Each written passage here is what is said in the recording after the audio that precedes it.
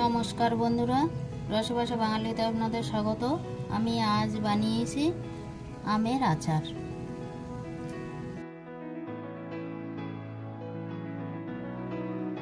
বন্ধুরা, আমি আমগুলো রিং করে কেটে নিয়েছি। এখানে একটা সসপ্যানে জল বসিয়েছি, জলটা ফুটছে। এবার আমি আমগুলো দিয়ে দেব।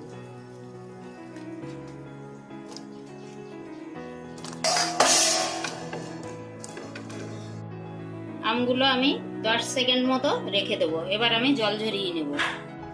আমটা আমি জল ঝরিয়ে নিয়েছি। এবার আমি কড়াইয়ের ভিতরে দেব। এই গরম আমের মধ্যেই আমি চিনি দিয়ে দেব।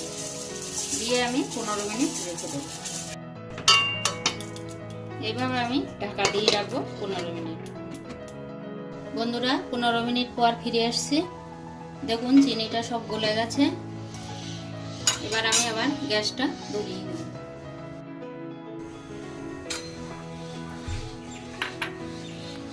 গ্যাসটা ধরিয়ে দিয়েছি। আর এর ভিতরের মশলাটা আমি একবার দেখাচ্ছি। চিলি ফ্লেক্স আর মৌরি, আর কিছুই দেব না। এবার আমি দেব স্বাদ মতো নুন।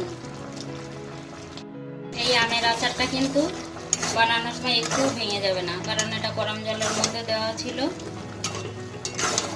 দেখুন সব ওটাই আছে। এবার দেবো আমি মৌরি আর চিলি ফ্লেক্সটা।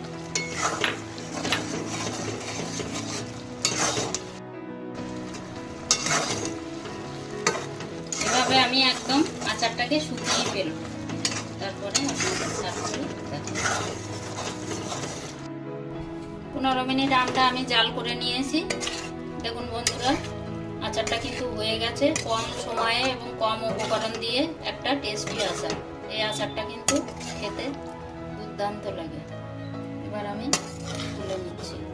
এটা কোনো কাঁচের বয়মে রেখে দিলেও দীর্ঘদিন ভালো থাকবে।